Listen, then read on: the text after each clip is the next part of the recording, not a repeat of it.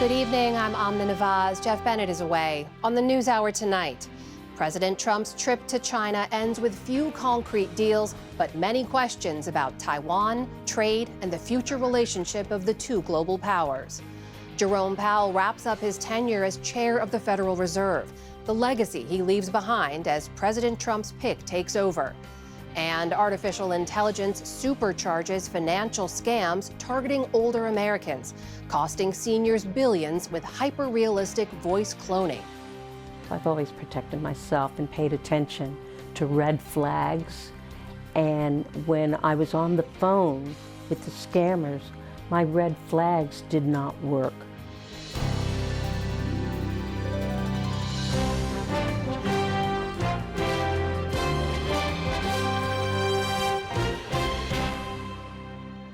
Major funding for the PBS News Hour has been provided by the William and Flora Hewlett Foundation, for more than 50 years advancing ideas and supporting institutions to promote a better world, at hewlett.org.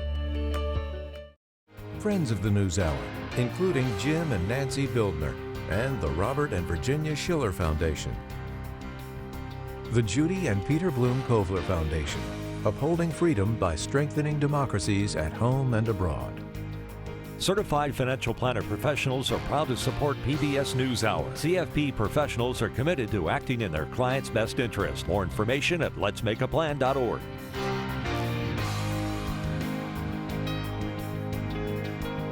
And with the ongoing support of these individuals and institutions.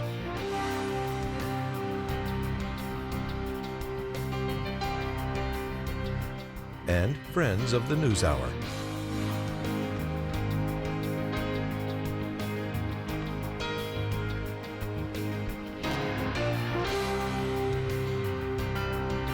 This program was made possible by the contributions to your PBS station from viewers like you. Thank you. Welcome to the NewsHour. Tonight, President Trump is returning to Washington after a summit with Chinese leader Xi Jinping. The president announced China would buy hundreds of Boeing jets, and Beijing confirmed the two sides would launch a board of trade and investment. But beyond that, there are few specifics. Nick Schifrin reports on the pageantry and the policy from Beijing. Today in Beijing, Xi Jinping brought President Trump into the Communist Party's inner sanctum. They live that. The president showed admiration for the grounds and his guide. I like it. I could get used to this. And a summit the president proclaimed would produce deals instead ended with few details, even fewer Chinese concessions, and an apparent U.S. endorsement for what Xi Jinping called a new era of constructive strategic stability. President Xi's an incredible guy. But flying back on Air Force One, President Trump admitted that Xi pushed him on the single most contentious issue, U.S. arms sales and support for Taiwan. On Taiwan, he does not want to see a fight for independence because that would be a very strong confrontation. That an apparent reference to China's demand the U.S. change diplomatic language from "we don't support independence for Taiwan" to "we oppose independence for Taiwan," a change to which the president did not commit. I didn't make a comment on it. I heard him out. But President Trump also did not commit to approving $14 billion worth of arms sales to Taiwan that are already teed up. Good to see. I have to speak to the person that right now, as you know who he is, that's running Taiwan. China's leverage over the U.S. increased dramatically last year when, in response to U.S. tariffs, it withheld rare earth magnets that the U.S. and the world need for everything from electric vehicles to fighter jets. China decided, well, enough is enough. You can never satisfy him by making concessions. Wu Xinbo directs the Center for American Studies at Fudan University in Shanghai.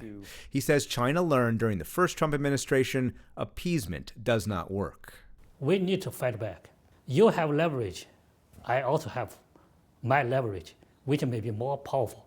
And as Beijing has acknowledged its own power and leverage, does that coincide with the belief that Beijing has that the United States is diminishing power? In the past, maybe we look upon the U.S. like this, oh, such a powerful country. Today, maybe just like, you and I, we look at each other even. And from time to time, we think okay, we are ahead of the United States in many regards already. And he says Xi's most serious message was about Taiwan. If you do not accommodate my concern on Taiwan issue, you are not going to have a real strategic stability. If you are going to sell weapons to Taiwan again, can you expect to get President Xi to visit Washington in September?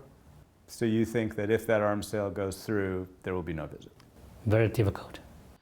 Beyond all the politics of this summit, we spoke to young Chinese here, and they say they value the leadership dialogue because they would like to see improved people-to-people connections and increased access to each other's societies. Jiming Chen is a Beijing-based TikTok influencer who posts online car reviews from all around the world. So he gave me a ride in a brand new Chinese electric Xpeng P7. Okay, auto drive. Auto drive? Yeah, auto drive. You can feel many interesting functions in this car. So I'm feeling massage right now. Feels pretty nice. Yeah. China is the world's EV leader. Today, 60% of all new Chinese car sales are electric. You can use this. Now I can watch Trump and Xi. Yeah. What would you like to see come out of the Xi Jinping meeting with President Trump? I think maybe someday we can drive our Chinese car like EV or some hybrid car to the U.S. And so there are some lawmakers who want to ban Chinese EVs from the United States. What do you say to them? I think they haven't experienced how good Chinese electric cars are. How's business? It's quite good. Yang Sheng is an AI entrepreneur who's also been an actor and a video game maker. We want more and more conversation because conversation make people understand each other, can make the market bigger. He says a high-level summit where two leaders both embrace, quote, strategic stability is exactly what young Chinese entrepreneurs want. As a startup, also a businessman, we want Stability. Yes, stability. That's what the leaders pledged, but after years of rivalry, rapprochement could prove easier said than done. For the PBS News Hour, I'm Nick Schifrin in Beijing. For more perspective on the summit, we turn now to Nicholas Burns. He served as U.S. ambassador to China during the Biden administration. He's now professor of the practice of diplomacy and international relations at Harvard University. Ambassador Burns, welcome back to the News Hour. It's good to see you. Thank you, Amna.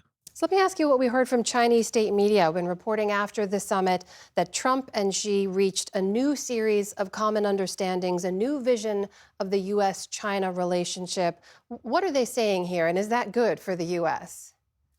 The Chinese want a strategic stability initiative, as they're calling it, with the United States. It's really a set of, as I understand it, of formal obligations of one to the other. That could be a poison pill. For instance, they might want to say to us, and I think they would, you can't criticize us in public because we have this formal stability relationship. Well, of course, we can't abide that, given the enormous differences we have on issue after issue. I was reassured that the Trump administration did not pick up on it. You didn't hear President Trump or Secretary of State Rubio say that they were intrigued by it. They've tried this in the past, Amna. We've always turned them down. What about what we did hear from President Trump during this trip? He was very upbeat about all the meetings. He called them extremely positive, very productive. He praised Xi Jinping quite a bit, called him a great leader, said repeatedly what an honor it was to be there and to be his friend. What did you make of that approach? You know, it's understandable that President Trump wanted to be polite and civil. He's visiting someone else's country. I think all Americans would want him to be polite and civil.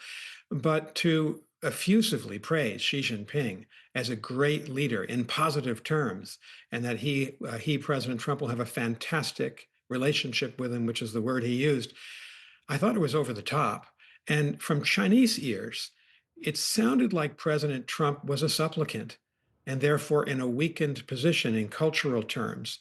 And, think about what President Trump was saying. Xi Jinping's a great leader. Xi Jinping's the leader who commanded these cyber attacks against the American grid and the American economy. He's the leader whose military is trying to overtake our military in the Indo-Pacific. He's also a major human rights violator. So frankly, I thought it was a mistake for President Trump to do this. You didn't see Xi Jinping reciprocate that kind of elaborate, over-the-top praise for President Trump. He stuck to his issues. And I thought it made us look weak as a country and China look strong. And that's not a good look for us. So in concrete terms, and again, we don't have a lot of details yet, but so far, what do you think was accomplished on this trip that is in the U.S. interest? I think there are several things. First, it was a very important that they met because we're the two leading economies, two strongest militaries. China's a top-down government. Xi Jinping is the ultimate decision maker for nearly everything. And so our president has to have a good working relationship with him. President Biden did, and now President Trump does. So I thought that the effort that President Trump made to go there with his cabinet, with the business delegation, made sense. It makes sense to invite Xi Jinping back to the United States. They want to talk 3 or 4 times this year. All that good. In addition, the Chinese have agreed to a major purchase of American agriculture. China is the largest market for our farm and ranch community. This is very important for soybean farmers, wheat farmers, pork products. And so it should be a shot in the arm to our farm economy. They announced this Boeing deal where China will purchase at least 200 commercial airliners from Boeing, which is also important. And what was little noted, Amna, but I think very important perhaps, was what President Trump said today, and Scott Bessent seconded, that China apparently has agreed to have a set of conversations with us on artificial intelligence and the security implications of some of these powerful new AI models, the Mythos model of Anthropic, for instance, which in the wrong hands, a cyber terrorist group or a criminal group, could be enormously damaging to the global economy. It makes sense that we would talk to China about this. And I thought all of those were accomplishments of this trip. Ambassador, the issue of U.S. arms sales to Taiwan. You heard President Trump say that Xi Jinping pressed him on U.S. support for Taiwan. He said he wouldn't commit to it either way. What do you take away from that? I'm worried about it. The Taiwan Relations Act, which is United States law, was passed in 1979 by Congress, and it says that the United States government must provide defensive military technology to Taiwan to defend itself and build up its deterrence. Every American president since 1979 has done so, and no American president has actually talked to the Chinese or debated or discussed with the Chinese whether we should do that. President Trump today on Air Force One, when he gave his press conference, equivocated on this. In fact, he left the impression that he might decide not to proceed with the arms sales. I think that would overturn our entire policy towards Taiwan. It would send a very, very negative message to our allies in the region, very close to Taiwan, Japan, the Philippines, South Korea. It would make the United States look like we were backing away from our responsibilities. Now, he hasn't said he will not sell, but he did leave that impression today. I thought it was a really difficult conversation to understand at times on Air Force One. But I'm worried that we might be backing away, and I hope very much that the president will determine to go ahead with the arms sales, because Xi Jinping, his major message at the summit yesterday morning was to try to intimidate the United States, that if you cross our red lines, he said, on Taiwan, that we'll end up in a conflict. We should not be intimidated or coerced by the Chinese president. No prior president has. That is former U.S. Ambassador to China, Nicholas Burns. Ambassador Burns, always great to speak with you. Thank you for your time.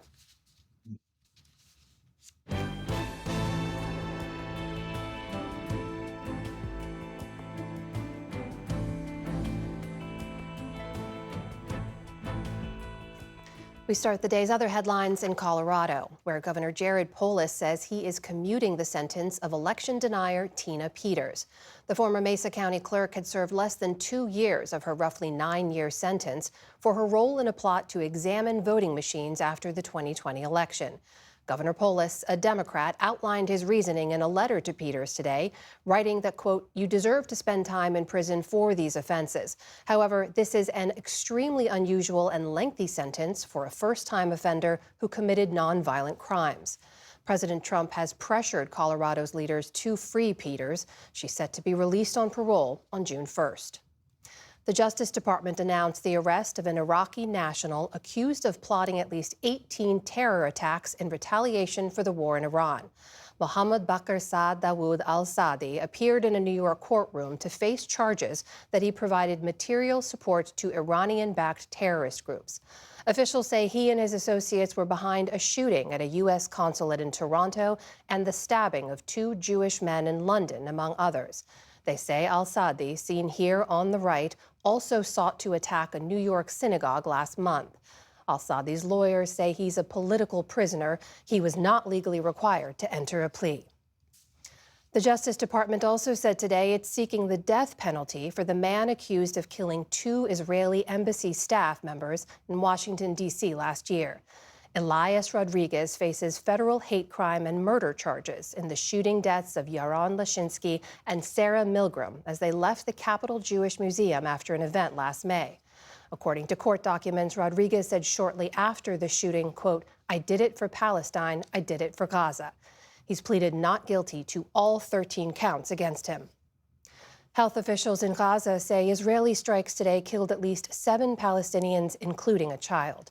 Israel says its attack targeted Hamas's top military chief there, Izz al-Din al-Haddad, though his fate is unclear.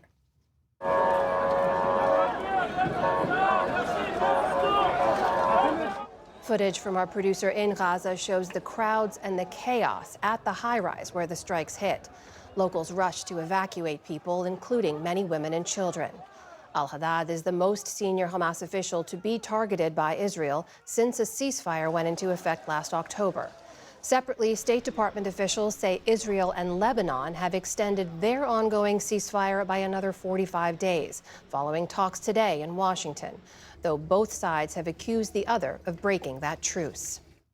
Africa's leading public health agency says an Ebola outbreak has killed at least 65 people in the Democratic Republic of Congo. Officials say more than 240 suspected infections have been reported so far in the remote northeastern province of Ituri. 13 cases have already been confirmed. The World Health Organization says it has a team there investigating the outbreak and a stockpile of vaccines ready to go, depending on what strain of Ebola this turns out to be. We also have vaccines that can be pre-positioned. DRC has experience with working with vaccines before. So as this outbreak unfolds, as more information becomes available, we are ready to provide those through mechanisms that already exist. Should it turn out to be a strain that can be a vaccine, where a vaccine can be used.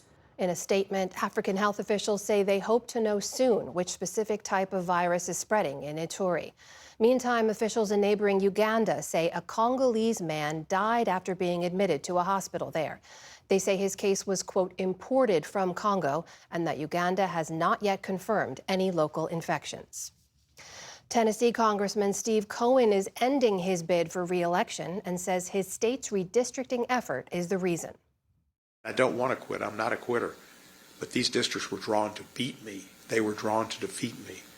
The 76-year-old Democrat told reporters today that it was, quote, the most difficult moment I've had as an elected official, but added that he would reconsider if Tennessee reverses course on its new map. Cohen has represented his Memphis-based district for about 2 decades.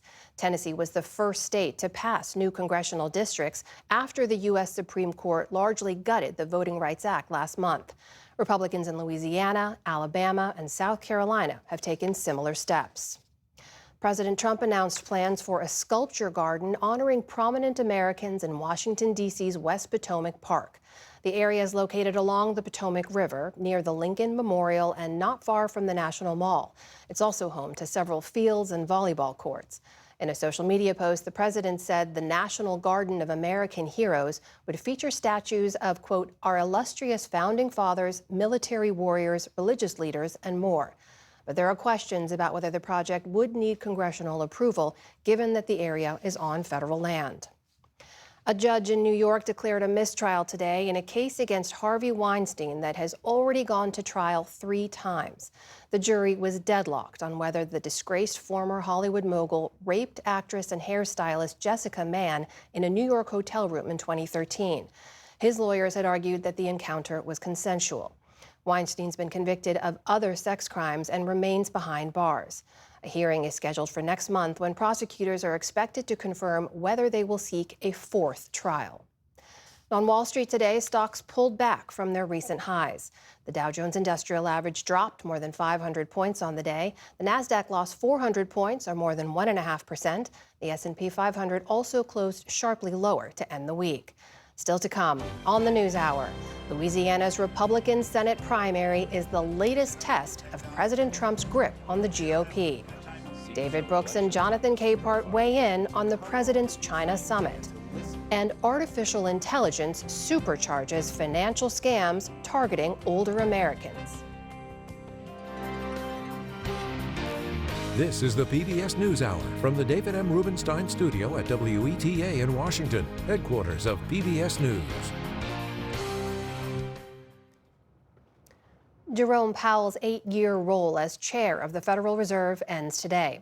His term will be remembered as one of the most turbulent and politically charged in the central bank's history. Kevin Warsh will take the helm in the coming days. William Brigham looks at Powell's impact. It is hard to think of a Fed chair who has been more maligned by the president who nominated him. Jerome Powell has been routinely insulted, threatened repeatedly that he'd been fired, and was the target of a federal investigation seemingly ordered by the president. But Jay Powell steered the Federal Reserve and the U.S. economy through major events, most recently the war in Iran.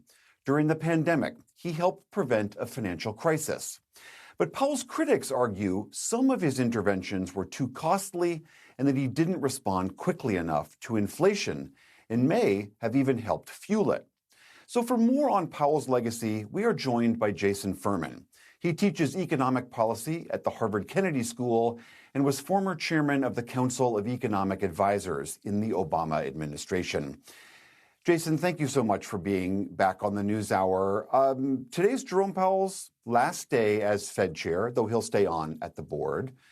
You recently wrote a piece in the New York Times lauding his tenure, largely. How should history judge his tenure? Well, first of all, for any normal Fed chair, history's mostly going to remember, to the degree they remember anything, what happened to variables like inflation and unemployment. In Powell's case, that's an important part of it, and we can talk more about it.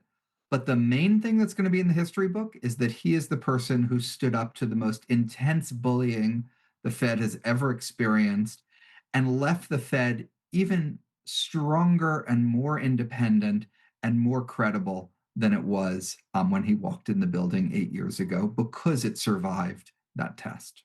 Yeah, Jay Powell has endured an incredible barrage of insults from the president, including being called an enemy of the United States. So that independence, in your view, stands above all else in his record?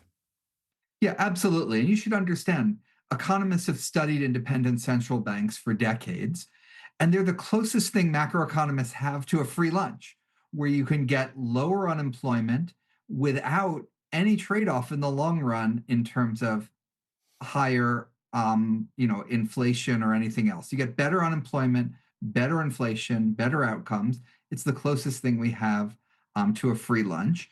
Countries that have violated the independence of their central bank have seen some really terrible outcomes. We've seen it all around the world. And so for me as an economist, that is the most important thing, not any day-to-day decision, but are you protecting the institution? And he's done a superb job of that. During the pandemic, as I mentioned, he aggressively slashed interest rates. He cut bank regulations. He supported the PPP loan program. And then post-pandemic, he raised rates to avoid a very deep recession. Some do argue that he really was too slow responding to inflation. I'm going to play a little bit of sound from Michael Strain, who's an economist at the conservative AEI. And he admires a lot of Powell's tenure for what you said, but he says this on inflation. The $1.9 trillion Biden stimulus package was signed into law in March of 2021. That led to a pretty immediate increase in the rate of inflation. The Fed waited for 12 months to raise rates. 12 months of inflation coming in above target. And the Fed only acted to raise rates when CPI inflation hit 8%. And so I think the Fed was too slow. The Fed misunderstood the nature of inflation. The Fed misunderstood the strength in the economy. Too slow, misunderstood the rate of the economy. What's your reaction to that? Let me react to that, but let me just first go off of the first part of your question. We forget that we didn't have a financial crisis after COVID. We almost take that for granted. That took enormous amounts of effort, creativity, and being ahead of the curve. And it was so effective that we didn't have a problem. So we almost forget to thank the people, of which Jay Powell was a very important one, who made that possible. Then absolutely, I do agree with Michael Strain that the Fed was too late in raising rates. They spent too long talking about how inflation was transitory. And that was sort of to my mind, a black and white error. They were completely wrong. I'm not sure how important it was how wrong they were. Most of the inflation came from other sources, both the fiscal expansion and the supply shocks. If they'd raised rates 6 months earlier, we would have had most of that inflation anyway. So it was definitely a bright line error, just not necessarily a quantitatively large one. And then there's the third part of the story, which is how quickly they corrected that error. And part of why I appreciate that so much is I was out there saying, you need to raise rates, maybe even raise them by 50 basis points over the course of this year, half a percentage point. They ended up doing 75 basis points per meeting for 4 meetings in a row. They did an enormous aggressive effort to clean up their mistake that was actually more aggressive than what any of their critics, including me, and I think even including Michael Strain, had recommended. Now Kevin Warsh takes over the job of Fed chair. He will have the same issue, certainly, of President Trump wanting him to do his bidding with regards to interest rates. How do you see that playing out? Kevin Warsh has a hard job ahead of him. Economically, it's a hard job because with the Iran war, we have surging inflation, but we also have more concerns about slowing economic growth. And then compounding that, you have a president who will continue to put his pressure on the Fed. I'm cautiously optimistic that Warsh has both the economic and the political skills to navigate this minefield, that he correctly understands that the Fed needs to make its operational decisions independently, that he does not want history thinking he's the person who gave in to pressure, nor does he want the whole committee voting against him because the committee thinks that he's just doing the bidding of Donald Trump rather than what the economy needs. So cautiously, I'm hopeful about what will happen under Warsh, but I will be watching closely because the things he needed to do to get the job are not something that you ever really want to see happen in this process. Jason Furman of the Harvard Kennedy School, thank you so much for being here. Thanks for having me.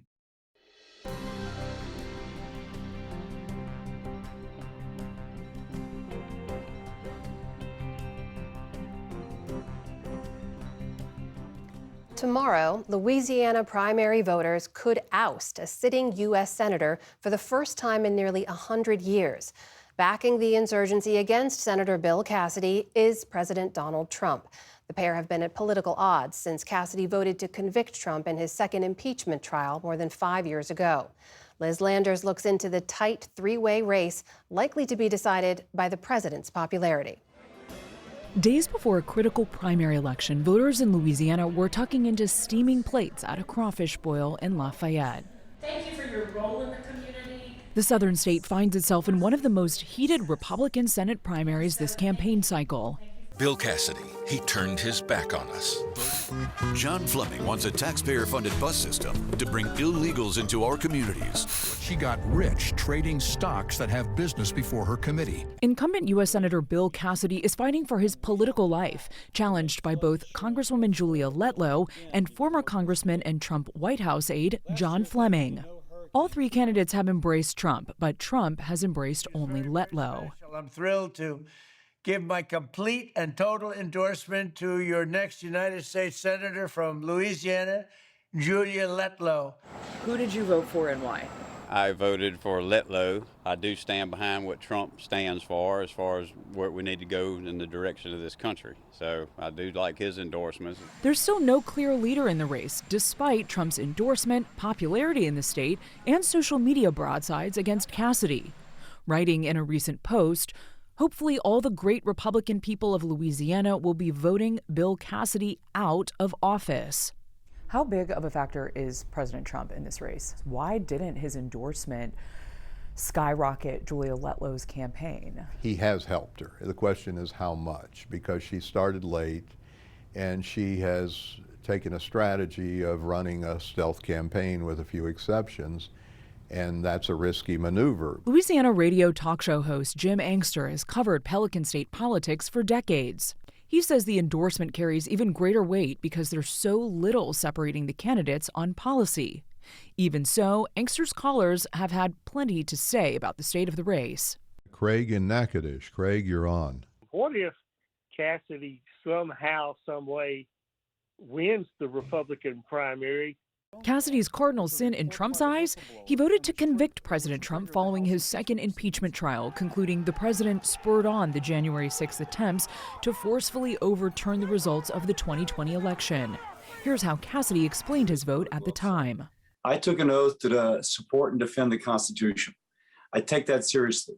Everything I considered pointed towards not putting one person above the Constitution.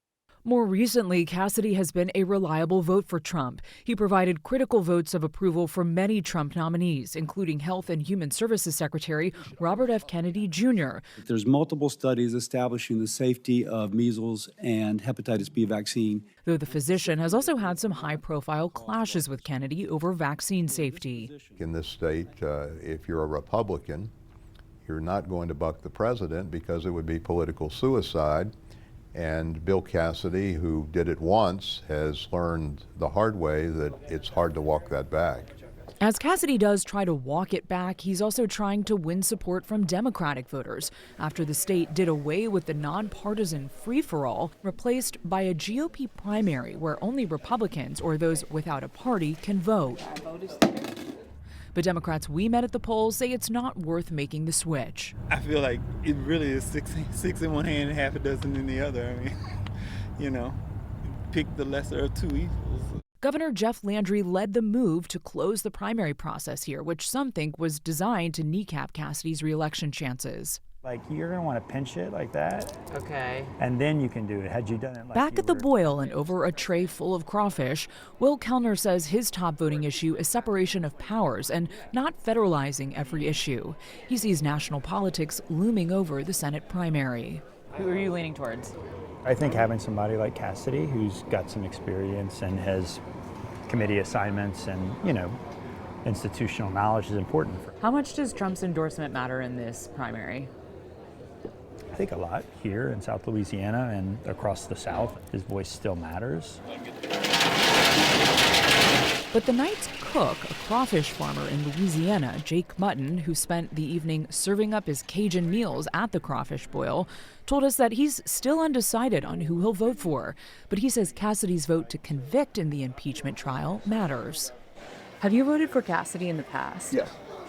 Why did you vote for him in the past, and why are you maybe not sure now? He resonated with people from Louisiana, and he's still that candidate. But at the same time, I feel like there's always, a newcomer and somebody that could maybe freshen things up. This is Jim Angster, and welcome to Talk Louisiana. Angster says on the issues, the three competitive candidates don't differ much, but there are style points that may determine how the race goes, and margin matters. If any candidate receives 50% support, they can avoid a primary runoff late next month. Liberal Letlow voted. Cassidy has tried to brand Julia Letlow as liberal Letlow. You can't trust liberal Julia Letlow.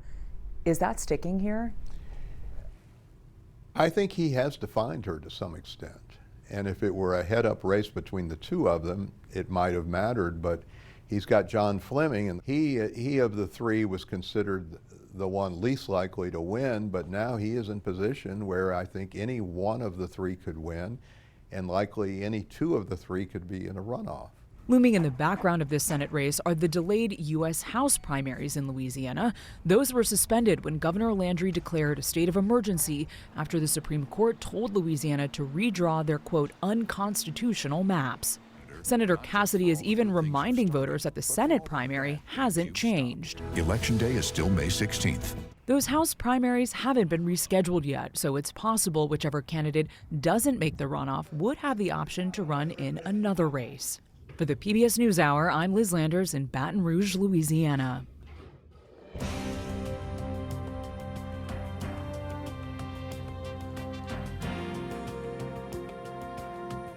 At the end of this week, that included President Trump's trip to China. Let's turn now to the analysis of Brooks and Capehart. That's The Atlantic's David Brooks and Jonathan Capehart of MS Now. Great to see you both. Yeah, I'm nice. See you. Let's start with the president's trip. He's now returned from China. The visit, most analysis seems to show, big on pageantry, kind of short on concrete deals. And David, we did see the president talk earlier about the fact that Taiwan came up with Xi Jinping, that he was pressed about it, about the U.S. arms sales in particular, and he said he wouldn't commit either way. That worries a lot of U.S. analysts looking at this. How did you look at that? Yeah, I thought the summit was a net positive. First, the phrase everybody was using was stability. And if you're going to have two world superpowers that are a side of enemies and friends at the same time, stability is a good thing compared to the melodrama we've had over the last year. The second thing, as far as we know, Trump did not make concessions on advanced technology that allowed China to compete on AI. And I was a little worried about that, so that seems to be good news. Now, on to the worry side. The first is Taiwan, as Nick Burns said earlier in the program. Little waffling there from President Trump about doing the arms deal with Taiwan, and even rhetorically, a little like ambiguity, which didn't radiate strength. Second, decoupling. We really are decoupling our economies, and that's been happening over the last two presidencies, and that's necessary. We can't be so reliant on China, and if we can get goods made in Vietnam, that's better than get goods made in China. And are we reversing that? He sent this big delegation. Are we reversing the decoupling effort, which I think is necessary? And then the third worry is the long-term picture. Both sides use stability. What Xi Jinping means by stability is you Americans, you're in the toilet, you're going down, we're going to outlast you, and we're going to take over. What we mean by stability is you Chinese think we're going down, but we're rearming, we're rebuilding, we're decoupling, and we're going to be a stronger adversary. So we still have completely opposite pictures of what the future is going to look like. But on the whole, the fact that there's no drama, that we're not about to go to war with each other, I'll take that as a plus. Jonathan, how do you look at it?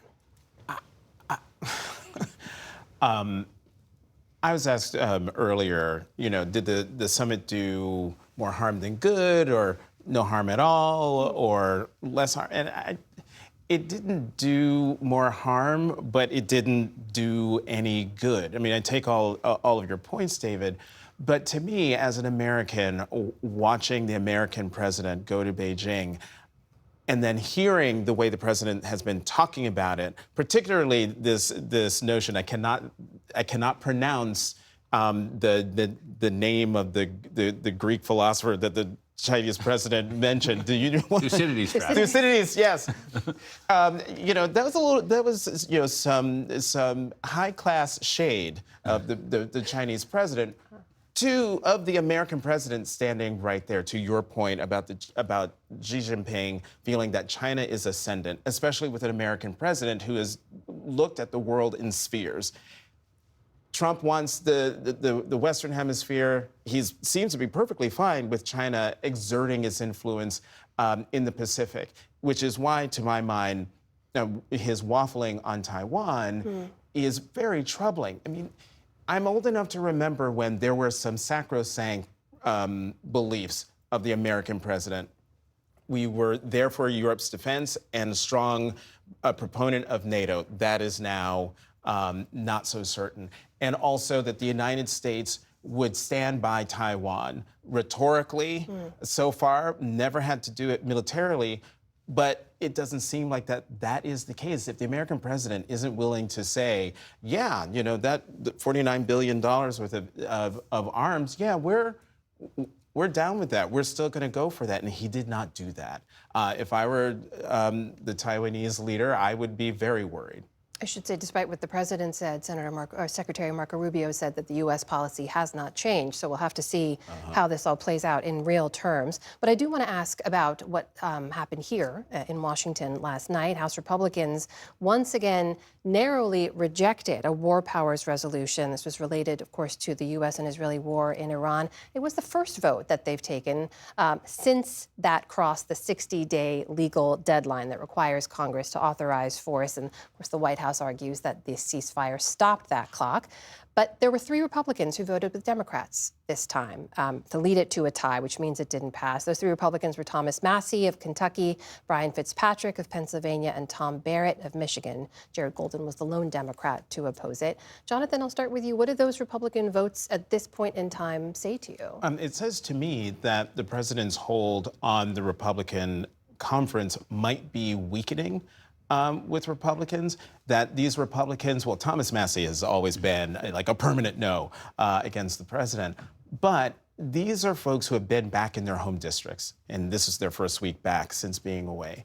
They're hearing from their constituents who are probably not happy about the United States being in a war, but also the impacts of the war on the economy. These are folks who are driving, they're seeing their gas prices through the roof. So I would like to think that they're reflecting their constituents' anger back at home. And if there is another vote, we'll know if that is indeed the case if those 3 Republicans are joined by more Republicans. Massie, we should point out, is also facing his election on Tuesday as well. David, go ahead. Yeah, I mean, it's clearly, inflation's at 3.8 now, so that's up. Clearly, the people who supported the war are beginning to waver. The people who opposed the war are like, yeah, we were right. And so that's just the vibe, and that's just the reality. As for the War Powers Act, I'm old, and the War Powers Act has been invoked, as far as I know, 3 times in my lifetime. Well, it was created in the 70s. I was still a little kiddie. But I think it was the 2 Iraq wars and Afghanistan. It's the only time Congress, and all presidents have said, no, I'm not going to Congress. And sometimes it's because they stopped the war at 60 days, but sometimes they just run over Congress. And I wish there would be a War Powers Act. I wish that, because we would have had a national debate about this. And we would have had to make the case for why this was a good thing or not a good thing. It would have really helped President Trump to have that debate. But having Congress at this stage, when Trump is clearly trying to get out, to pull the rug out from him, I think that would be harmful to the U.S. negotiating position.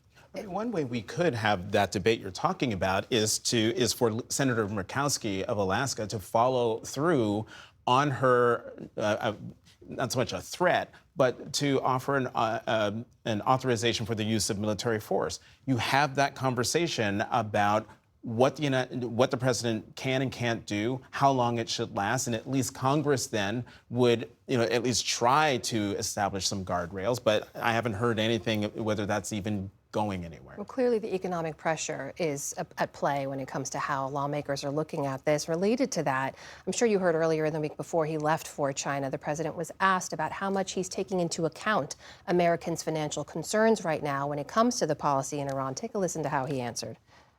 Not even a little bit. The only thing that matters when I'm talking about Iran, they can't have a nuclear weapon. I don't think about Americans' financial situation. I don't think about anybody. I think about one thing. We cannot let Iran have a nuclear weapon. That's all. David, do you think he regrets saying that? I'm trying to think of his staff when he said that. And then I'm trying to think of the Democratic ad makers. Woo! And so he clearly shouldn't have said it. But I understand why he said it. He's trying to send a signal to Iran that I'm not soft here, I'm not on the ropes here. If you were going to try to intimidate us, it's not going to work. I assume that was in his mind. But the actual words that came out of his mouth were impolitic. To tell the American people, I don't really care about your economic circumstance, not a thing too many presidents or politicians say. So it was a stupid comment, but I sort of understand why he made it. I mean, to be fair, it did make it into Democratic attack ads within like an hour after it hit the airwaves. Jonathan? But, maybe the president actually does feel that way. I mean, how else to explain launching a war with Iran and discounting the general's warnings that they could cut off the Strait of Hormuz and all the consequences that would cascade from that. That's why no other president has tried to do anything like this. So, to my mind, President Trump said the not so quiet part. out loud for everyone to hear. And I haven't heard him try to backtrack from that at all. It's highly insensitive to say that when people are suffering with gas that's approaching $5 a gallon. We have mere seconds left. I'll ask for a quick sentence from each of you in terms of what you're looking for when it comes to the new Fed chair, who's already been confirmed, will soon be sworn in. Kevin Warsh, what do you think? Armor. I gave him suits of armor for Christmas. Just on Jay Powell, I thought we were going to have a recession when he tried to pull that inflation down, and we did not. That's a remarkable achievement. John? We'll see if Chairman Warsh has the same intestinal fortitude to resist the president's demands when it goes against economic sense. He has a tough job ahead. We'll be watching. Jonathan Capehart, David Brooks, great to see you both. Thank you.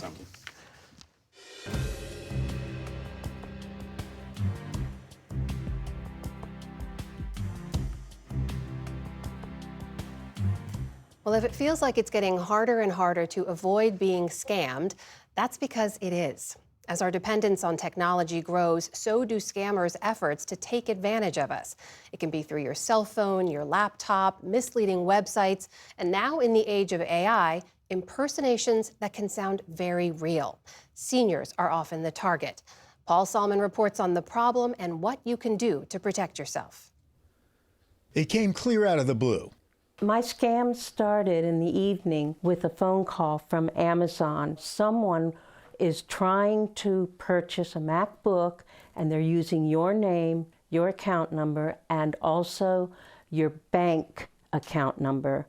Was 72-year-old Jane Dean suspicious?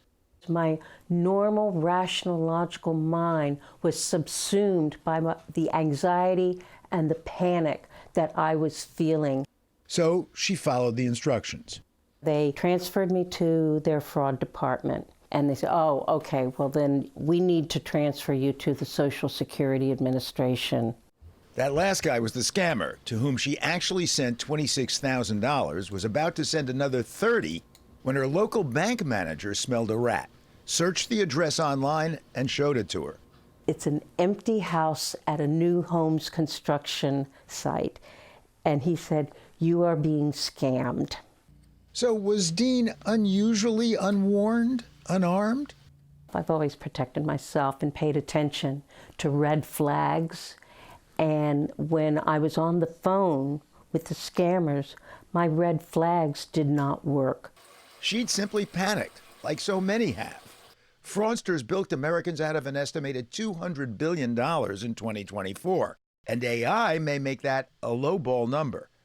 I think of it as the industrial revolution for fraud criminals. Kathy Stokes runs fraud protection at AARP. It just ups their game so much. They can scale, they can perfect. And when we can't tell fact from fiction, it's a pretty bad place to be in. AARP focuses on seniors, of course, more likely than most to be gulled into what it calls going under the ether. But old folks at home aren't the only ones. It doesn't just happen to older people because they have some cognitive decline. Maybe they're not tech savvy. If that was the case, we wouldn't have seen year in and year out more younger adults reporting fraud losses than older adults. And hey, who hasn't been barraged with scam calls, scam texts? I get at least a dozen a week. Our records indicate you've been earmarked for a reserved offer for a personal loan in the range of $50,000. If your number was out there for a scammer to call you, it's out there on other lists. The scary thing is, even if you pick up the phone because you're like, I know it's a scammer, so I'm just going to waste their time, the longer you're on the phone with them, the hotter your phone number is. And so they can get more money when they sell it. So we bought a cheapo burner phone to check out the daily loan offer. The team that would handle that is currently unavailable to assist at the moment. And again, and again. All of our agents are currently unavailable to take your call. Guess they weren't taking calls from numbers not on their target list. And then there's this daily plague. My name is Liliana Castillo with the Special Resolution Unit. I've been checking through some files that got flagged before the 2026 IRS deadline, and yours is still showing a few unresolved items. These folks did pick up the burner callback. Liliana wasn't there. The reason of the call is we're checking an individual if they have any federal IRS tax debt. You don't know if I owe any money to the IRS. You're just asking me if I owe? Yes. So it seems a phishing mission for folks who actually owe taxes. I reset my cell phone, not in my contacts, straight to voicemail. I think that it's really good if you have a message instead of answering it, but don't think that that's the end of it. Nope, because some still ring. And now I'm getting email invites, supposedly from folks I know. Advice: don't open. The complexity of attacks has increased significantly with AI. Cybersecurity pro Anaya Venoni. Before it was a one-to-one ratio, one person for one scam. Now it is one person for hundreds, if not thousands of scams. So what's a target supposed to do? Like the joke about guys chased by a bear, don't outrun it, just those running with you. Venoni uses a different analogy. They're not trying to attack the Pentagon. They're walking down the street and seeing which bike doesn't have a lock on it. And you need to be someone who has that lock on it. Venoni does have 3 suggestions, though. 1, create a verbal family password. Finding keywords that you share with those that you trust. If you're on a call with someone and you think that there's something suspicious going on, you can drop it in conversation in a way that doesn't arouse suspicion. And then if they don't respond likewise, or they don't uphold their end of that code, then you know that you're being scammed. 2, for anything suspect. You're getting a call from a friend or even someone at your local bank. You hang up, you call them back on their legitimate number, and you make sure that what you were hearing is the truth. Like this call, supposedly from me to a fictional grandchild. Hey, Jackie, sorry, it's your grandmother. She's just been hit by a car, and we've got to go to the hospital. Venoni created it in 10 minutes for free from my voice online. Jackie, I need you to send me your bank details. Oh, crap, I have to go. Love you. Think of what he could have done with more time and a little money. Okay, protection 3, your software. Make sure everything is updated. I'm not going to come here and say that you should have state-of-the-art cybersecurity software, but the bare minimum to significantly decrease the likelihood that you will be attacked is update everything when it needs to be updated. We take scams really seriously, and we know that bad actors are getting more targeted in their approach. Karen Currington runs consumer trust and safety at Google. That's why we take that detection and we try to improve with our AI-powered defenses. Gmail is using AI-powered defenses to detect and block 99.9% of spam, phishing, and malware emails before they ever reach people. Google has partnered with AARP, other tech companies, banks, and governments to share data and scam trends to frustrate the fraudsters. It is a kind of eternal cat and mouse game, right? As tactics evolve, as we see new adversarial tactics, we are always trying to stay ahead of the scammers. Do you or people at Google ever have any misgivings about developing AI, which has the side effect of helping scammers figure out how to scam? With any new technology, we know that AI can be used for good and important breakthroughs, like in healthcare and medicine, as well as for bad, like in more and different complex scams. Our mission is to use our technology to stay one step ahead and keep the internet safe for everyone. But the mission of the Scam Squad, stay one step ahead of the thwarters, with ever more tools at their disposal. Nonetheless, says AARP's Kathy Stokes, I think that one of the most hopeful things right now is that this issue is getting so much more attention than it ever has. Thanks to folks like Jane Dean. I look around the room and I say, you know, someone in this room right now is either being scammed or has been scammed in the past, but is too ashamed to share with anyone what has happened to them. And you can't go through this alone. You have got to talk to someone. And think before you act. So she ends her talk with a jolt meant to scare the audience straight. Stop! Sound counsel, no matter what scams the future may hold. For the PBS News Hour, Paul Salman. Well, be sure to tune in to Washington Week with The Atlantic later tonight, right here on PBS. Moderator Jeffrey Goldberg and his panel look at the unresolved issues between the U.S. and China after President Trump and Xi's high-profile summit.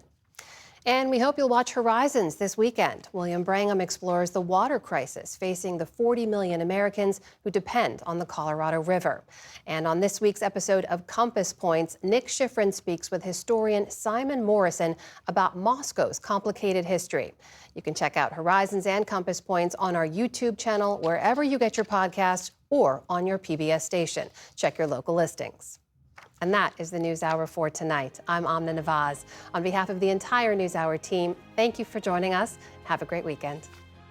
Major funding for the PBS NewsHour has been provided by the ongoing support of these individuals and institutions, and friends of the NewsHour, including Kathy and Paul Anderson, and Camilla and George Smith. The Walton Family Foundation, working for solutions to protect water during climate change so people and nature can thrive together. Certified financial planner professionals are proud to support PBS NewsHour. CFP professionals are committed to acting in their clients' best interest. More information at letsmakeaplan.org.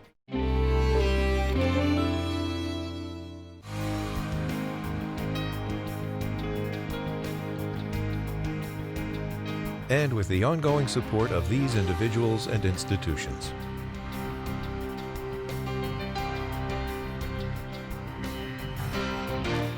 And friends of the NewsHour.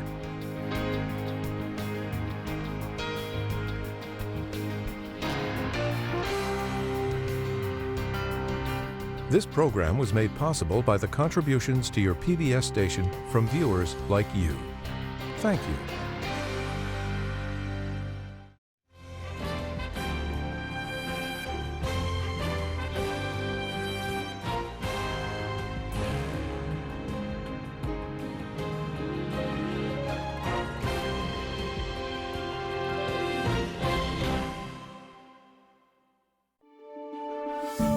You're watching PBS.